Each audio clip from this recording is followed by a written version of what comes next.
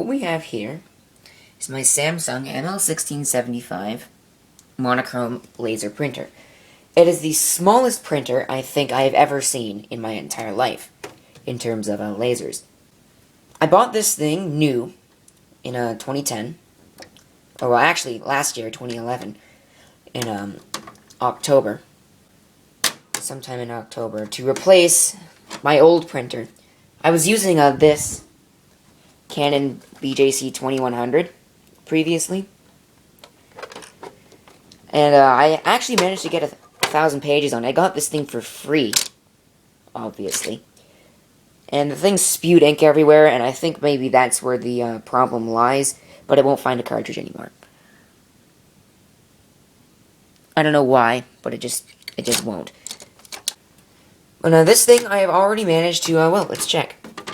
To print out a test page, you hold that button right above there, which is the print screen button. Press and hold that for 10 seconds, or so, until that green light starts flashing slowly. Like that. It's going to warm up the fuser.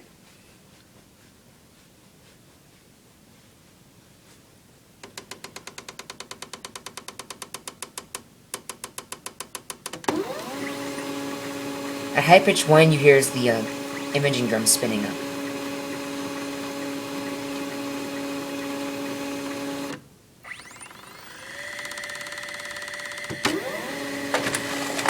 I don't think that creaking is a very healthy noise, but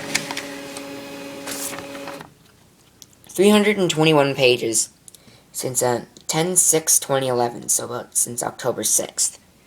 So I really haven't printed a lot since I got it, because I've only had this thing since about June of 2 years ago. So I've had it for about 2 years, and I printed out 1,000 pages. It's been broken for almost 4 months. But nevertheless, this thing prints out marvelously for being a $40 printer. That's what I paid for it. $40, made in China, really not the best quality in the world. It's black, which is a sleek color, yes. And this is still the original so-called starter cartridge, the MLT-D104S. Even though it's more than likely not a starter cartridge at all. You can see in there. Hopefully, maybe. I don't know. Oh, yeah. You saw it for a second. That green... yeah, there you go. That green thing in there is the imaging drum. Anyways, you see your massive paper feed roller.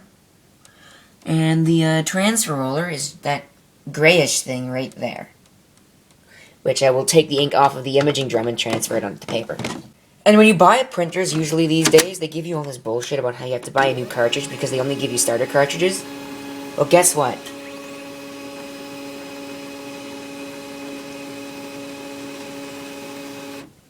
This one is perfectly fine now. About that little, that's a longer startup. That's a longer self-test than what it should be. And if you heard, it spun up the imaging drum again. Sometimes it does that, sometimes it doesn't. It probably does that to make sure that everything's free. It does that to it only does that when the printer is cold, so to say. See that big orange roller in the back? That isn't the fuser core. That is actually the roller inside the fuser. In fact, I'm going to show you that right now. What you see in there, or you might be able to see in there, are 2 rollers, or what appear to be 2 rollers. That one in the middle, that clear one, or the one right beside the big, huge orange one, is not a roller. That's actually the fuser core. That orange thing is the roller. That rolls the paper through the fuser and out to the exit rollers, which are these things right here. Sorry. And again, I don't think that creaking is really healthy. These printers, or well, this one, is always on. I never power it off, but if you want to power it off, you can do that. Although it doesn't power the printer off. It just puts it into a sleep mode. It's always constantly powered on. Well, actually, you know what? I think maybe that does power it off. I don't know. We'll power it up here.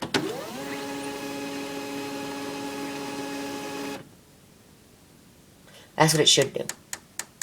These things right here I don't know what they're for. I don't know if they're even supposed to be here. But I believe they're there to discharge the paper. Again, I'm not exactly sure. The printer comes, you can see it's that black cord right here. It comes with a 3-prong power cord, obviously. Most cords these days are 3-prong. And it does not come with a USB cable, which I think is rather cheap. But, of course, that's obviously just me. They expect you to actually supply your own. And most people have USB A to B cables anyways. That's what this is. All this is a USB A to B. The paper tray can accept up to legal size paper.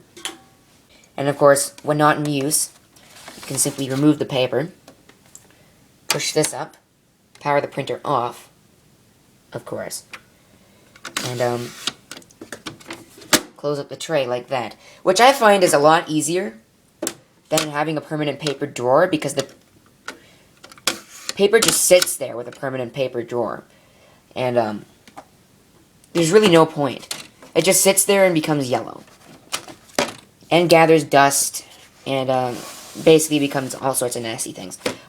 When they're not in use for about 5 months, the paper in them can get really disgusting. So I really like these designs. I think it's a really nice design. And by the way, if you're wondering where the laser scanner is, it's right in that door that you cannot see. It's right there. I don't want to shine that light in there for too long because I may ruin the imaging drum. If you expose them to too much light or too much intensive light, you will effectively ruin the imaging drum. I'm so used to using an inkjet that I keep saying ink, so...